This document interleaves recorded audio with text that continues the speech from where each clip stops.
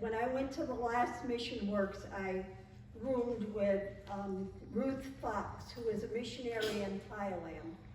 And she gave me this as a gift. She said I was a nice roommate. So she gave me this as a gift, and it's a purse that they wear. Men don't have pockets in their pants. So the men go around and they carry all their, whatever they need in their purse. And they're all decorated different. And I really treasure this, not only because it was given to me by a missionary, but because it is so pretty.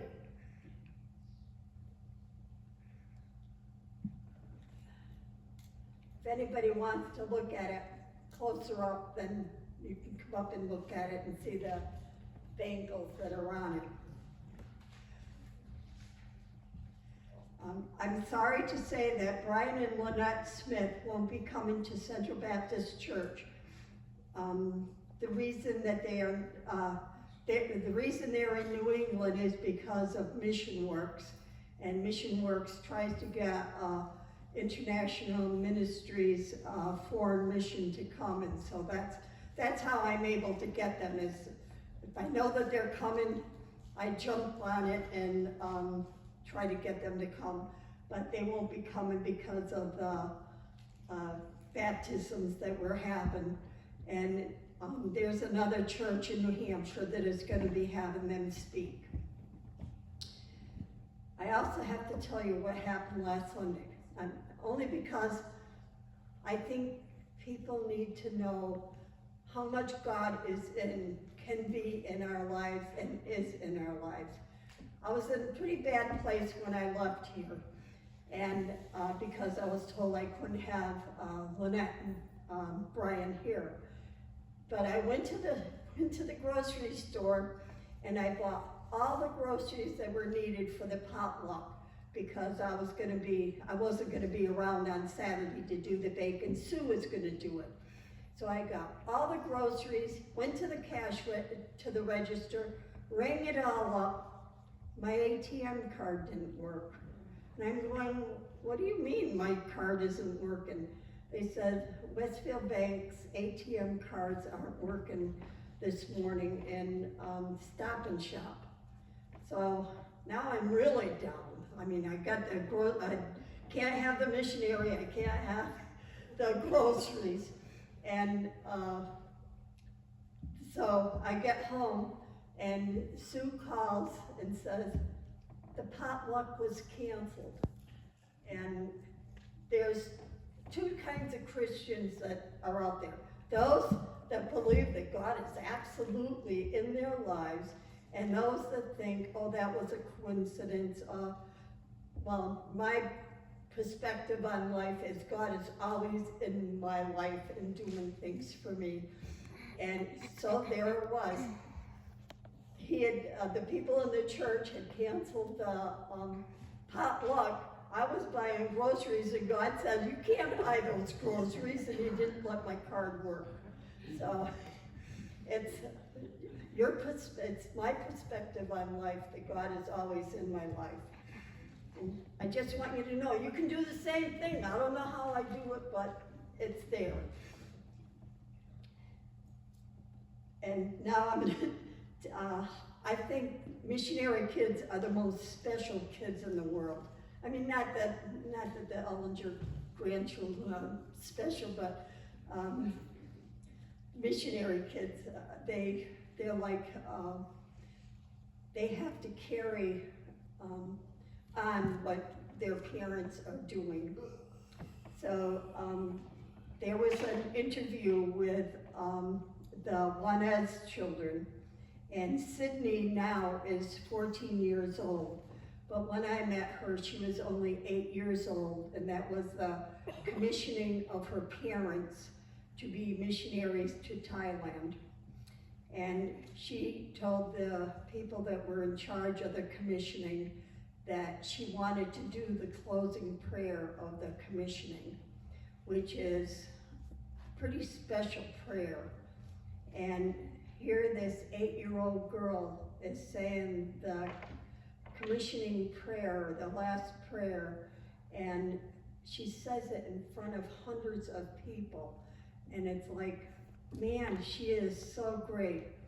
So now at 14 years old, they interviewed her and her brother Gavin, who is now 12, and her brother Colin, who is now 9. And their parents are named Elise and Mark Juanez. When they were being interviewed, they asked, sorry, now I'll find it. They were asked what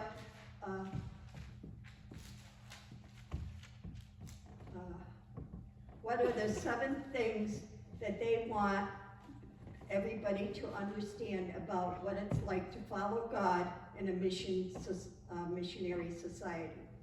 1, she says, you'll say a lot of goodbyes, and they have to leave friends here in the States. They also had been in Haiti, and they had to leave those friends behind, and then they are in Thailand, and they're making all kinds of new friends. The second one, the trip to Thailand is a long one, which from California to Chiang Mai, Thailand, it takes 24 hours on a plane. 3, God's timing is everything. They went to Thailand just before the COVID-19 shutdown in March of 2019. And I had seen them in July of 2018. The 4th one is, you can love someone even if you don't know the word for love in their language. The Juanez family serves at the House of Love, which protects at-risk Hill Tribe children and their families. And they also work at House of Blessing, which is a preschool for underprivileged children. Sydney, Gavin, and Colin spend Fridays at the Home of Blessing teaching English and playing games with the other children. On one day a week, it depends on what day it is, they go to the House of Love and play games with the little children. Number 5, not everyone knows what a family is, but you can show them by the way you live. And abuse and abandonment and risk of trafficking are all serious problems in Thailand. Many children who come to the House of Love don't know what it's like to experience living with a healthy family. The 6th one was, God will change your heart.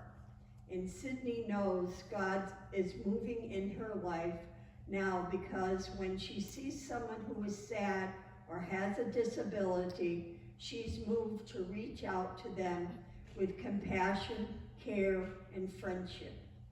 Number 7, you'll see God do amazing things. House of Love began as a ministry to HIV-positive women and their children, but the focus has shifted to helping families work through challenges and foster a safe environment where their kids can thrive. It's nice to know this is making an impact in Thailand, even if it means just uniting a few families. That's still a huge success. Childlike faith of missionary kids like Sydney, Gavin, and Colin paints a picture of what it's like to serve others so that it may be on earth as it is in heaven. International Ministries Global Servants, I call them missionaries because that's the old term. Now they call them global servants. Come alongside local communities and global partners to plant seeds that with patience and care will grow into flourishing ministries with eternal impact.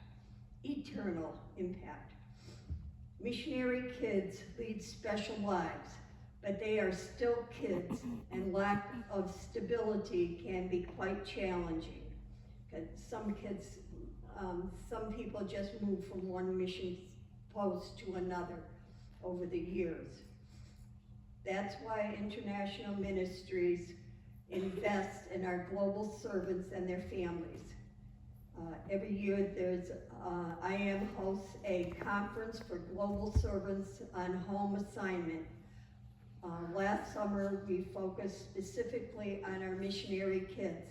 And missionary kids and their families from all over the world came together, played games, and participated in workshop activities. The Juanez kids enjoyed sharing their common experiences with other missionary kids in understanding the often unstable life that is required when you follow God's mission.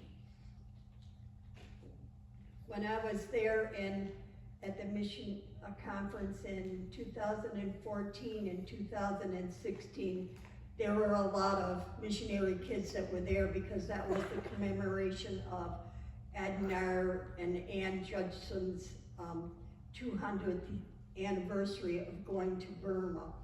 So the kids are special. The Juanez family, along with 2 other missionary or global servants, are displaced at the present time and cleaning up their homes because of the flooding. Mark had figured his house is a mile away from the river, but the flooding went even a half mile past their home. And there is another missionary that the water in their house got up to the chest level. And if you go on my website, you'll be seeing some of the pictures from the Juanez family and how they're going about cleaning their house and who the people are that are coming in and helping them. It's a lot of it is the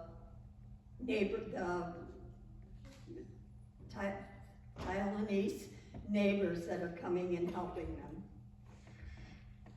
Another global servant I follow is Larry and Becky Stanton. They're in Siglas, Hungary, and they're there with their 3 girls. And their oldest daughter was born just before the missionary conference. And Larry Stanton is a real tall, slim guy, and he was bundle up the baby, and he would go around missionary conference, and everywhere he went, he had this newborn baby on his arm. And it was quite the thing to be able to see a baby on his arm and not falling off. I don't think I could do that. Here's something that Larry has done while he's in Hungary. They've been there since the little girl was born, and the girls go to a regular school. And something that they do in Hungary is as the children go through the school and when they graduate from school, they are automatic citizens of Hungary. Now, it would have been so nice if this country would have done that for the migrant workers and their children, because the migrant workers' children are not, even though they've gone through school, are not considered citizens of the USA. So from Larry Stanton, he says in their September journal, Larry and Becky Stanton share about the opportunity they have to serve others in Hungary. They thank the American Baptist churches and their members for their generosity and support. To keep families warm this winter, Larry and Pastor Zoltan have already delivered firewood to 14 families, and they plan to deliver to 14 more this month. When delivering in Serbia, they were able to check in on a church member whose home needs extensive repairs, including roof supports, new footing, a front wall, and windows.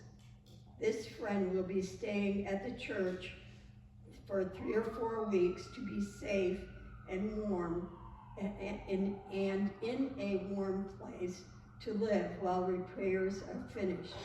Once they're done, the repairs will make such a difference in their life. And the fall festival wouldn't be complete without a festival that has a cooking competition. Becky works with schools in the region, and one of her school teams competed with other locals, making Angus beef goulash. No matter who won the competition, it was a joy-filled day, and people enjoyed delicious food. Sounds like a potluck suppers.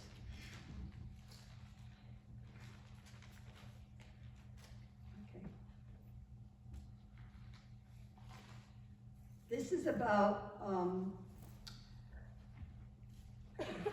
page one. Sorry guys, that might be the page I lost. Well, this is about Camilla, Carmela, and she works in Liberia, and she works in Rick's Institute Clinic. And I am supported school health clinic. They face overwhelming burdens of malaria, asthma, chronic disease, and some other kind of disease I can't pronounce, commonly known as river blindness, and have few resources to combat them. Carmelia traveled to Liberia, where she provided medical and management insight for clinic staff members and leaders. One of the lab technicians was incredibly frustrated because he didn't have enough Clorox to do his job. He needed a listening ear to help finding a solution.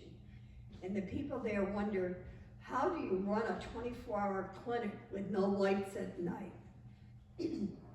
What can we do to help patients who are afflicted with malaria, a disease that always seems to be a prevalent issue? How do we help young women with menstrual health and hygiene when we have such limited supplies? And I'm wondering if this happened to be the missionary that Kathleen had listened to when they asked for us to make sanitary products and send them overseas. And what do you do when you're Carmela, who expected to provide solutions to these problems? Liberia, keep getting these countries mixed up. Liberia has a problem with malaria. Many sick patients stop taking their malaria medicine after 1 or 2 doses. They feel better and decide to save the rest. However, stopping the medicine often results in a more severe infection since the parasites are still active. It can even lead to chronic complications that persist into old age. The clinic staff now got nowhere by lecturing patients about compliance. So Carmela watched and waited and listened. The staff noticed that patients often arrived with a friend. And one day, a nurse happened to remark, "This is what friends do." And Carmela said that was it. We could use friendships to help people stick with the treatment program. Thus, the foundation is laid for a peer-to-peer support program to help people comply with their malaria treatment. We built on the pieces that were there. so everyone has a friend in place when they come to the clinic. Looking ahead, Carmela plans to develop a peer-to-peer support system. She also sketched out a new plan for hygiene for young ladies, because young ladies are missing school for days. She wants to set up what they call a pink room, a safe place for them to receive supplies and to get support. These pink rooms are also in Hungary, Liberia, and other countries worldwide. She knows that when you listen to God, you wind up doing the work bigger and better. I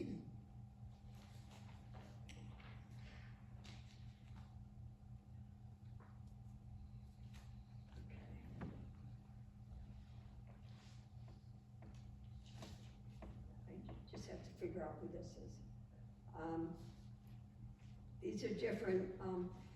I have international ministries on my Facebook page, and I also have TABCOM, and I have American Baptist Mission, Home Mission Society. So I get messages all over the place. This one is on enduring love. Find out more about Christian ministry in the Middle East. In the Middle East and North Africa for centuries, there has been a void in Christian mission. And this is by Dan Chetty and Sarah Chetty. And they're the first global servants in the area of Lebanon.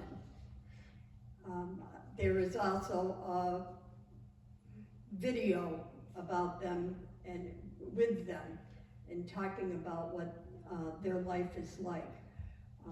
They're also, in the video was, Dan and Sarah were talking, but there was another girl that also lives in Lebanon, but they couldn't show her face because she was in an area where there's more fighting and more, she was more in danger. If they saw her face, then the authorities would know that she was a Christian and working amongst the people, and her life would be in danger. So the only one, because Dan and Sarah are in a safe city, they're probably in the capital. In 2014, as the Arab Spring spread through the region, God gave Dan a vision to equip Arabs to reach Arabs.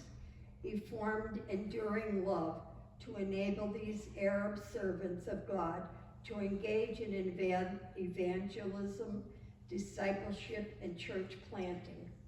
Despite many challenges, including safety concerns and persecution, enduring love is flourishing. During the pandemic years, these, they call them EL servants, enduring love servants, baptized more than 200 new believers, formed nearly a dozen congregations across the region, and shared the good news of God's love. Experience has shown that the most fruitful work in the Arab world is being done by the Arab people themselves.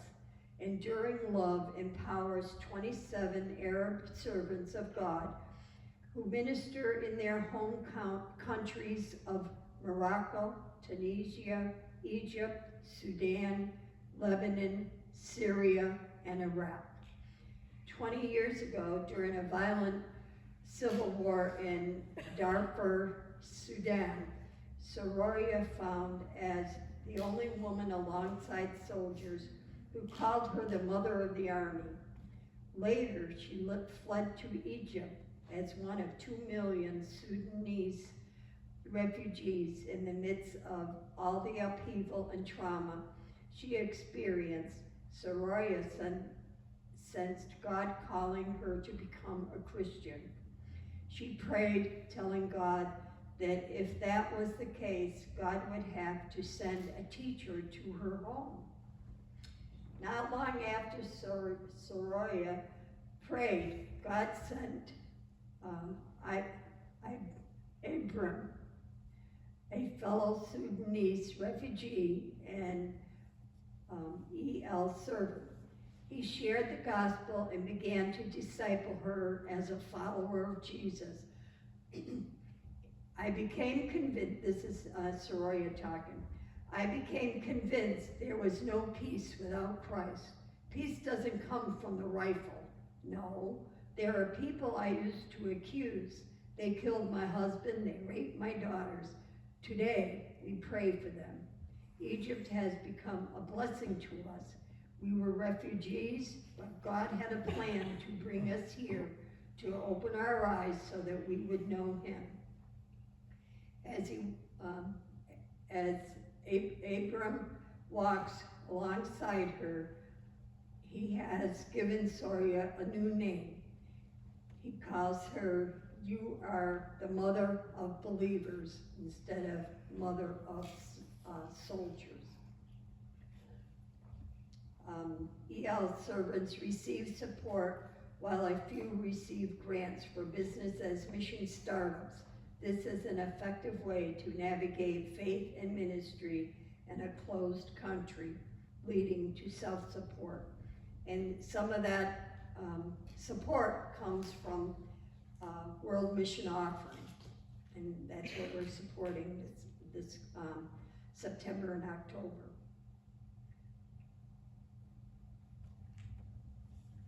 Several EL servants receive support while a few receive grants for businesses. In Lebanon, Salim and Ilea are two EL servants who have a thriving business as mission. Recently, they met a Syrian refugee family living in an unsafe refugee camp. Through a grant from an Oregon church, Salim and Ilea purchased an abandoned farmhouse and hired the refugee family to care for the land. The farm provides the family with housing and food, with additional food for other church members. Jesus gave him a new lease on life. He was so grateful that Jesus has a plan for him and his family. What an amazing testimony to the provision of God. It's also an amazing testimony that our church was able to support them, here in a church here in the States.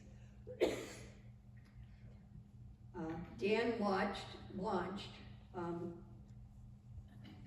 the EL thanks to generous donations from across the United States, including churches in Ohio, Colorado, Idaho, and American Baptist churches in the Rocky Mountain region and Great River regions. In 2017, Todd McClure, Minister of Missions and Finance for the American Baptist Churches, West Virginia, joined the EL leadership, serving alongside Dan as the Associate Director. Todd is also an IM Special Assistant for the Middle East and North Africa. When we made our most recent trip in 2022, we saw how this ministry has expanded. While we certainly credit Dan's vision nearly a decade ago, it's clear that this is not Dan's ministry, but God's. We are grateful for those whom God has called to serve alongside and to support enduring love. Excuse me. In one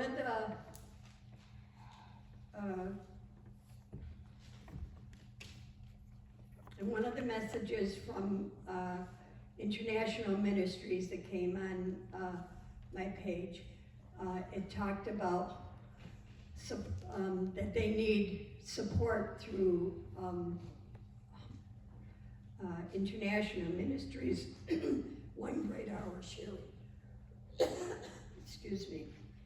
And they asked for 4 different kinds of support. And one of them was the hygiene kits. Now in the past, we've done hygiene kits for different areas. And so there's a list in the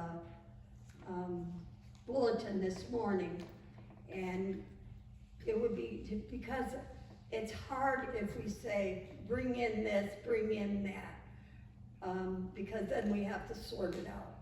If each family or group, however you want to do it, has a plastic gallon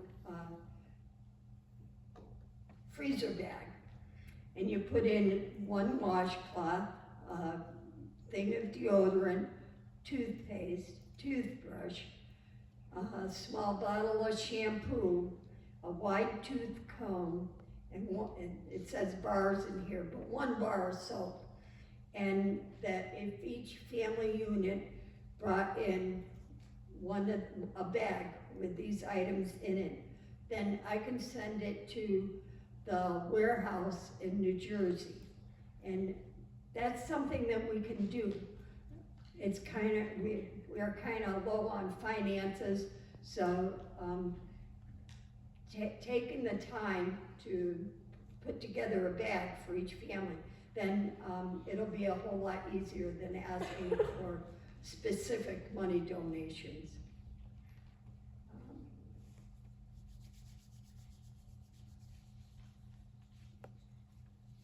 Then this last one is really something that I think is really speaks for what has going on in the world, the computers. Okay, this is Anita and Rick Gutteritz. We are producing a series of health animations on how a healthy lifestyle can prevent and reverse common chronic illnesses. Our first disease of focus is high blood pressure. We are also creating information, animated videos about health screening techniques that we use.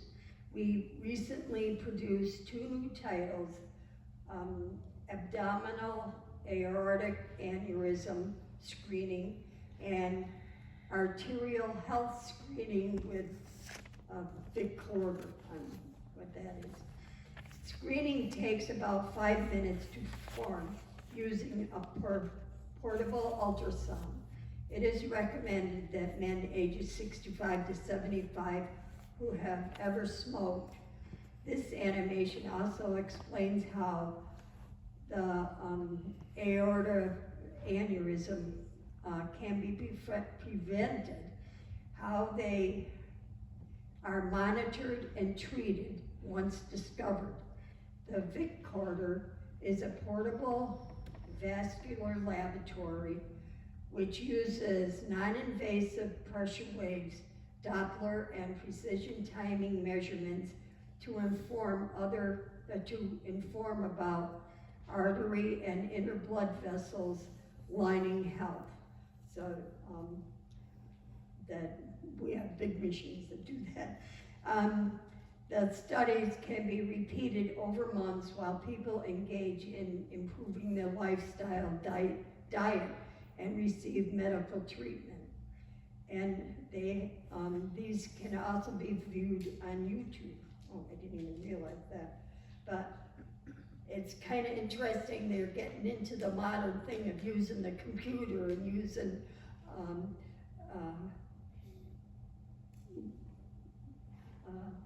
cartoons and just something that sometimes us older people are so far behind, and our medical missionary has used this new technology to be able to explain to people who don't have the ability of being able to be online calling Google for everything. this, I think, is about it. That mission is my passion, and if you want to know about different missions, then call me. I can find out, give you the addresses, and so I thank you very much, and I'll end it with prayer. Dear Lord, we do ask you to be with each and everybody here, and to place on their heart that missions is so important, that we need to get the word out, that God is in their lives and that God takes care of them, and he takes care of each and every one of us. And we ask you to bless us and bless all the missionaries that are out there, and to bless the missionary kids, because sometimes they're the only ones that speak English, and they have to learn different languages depending on where they go. And we ask this all in Jesus' name. Amen.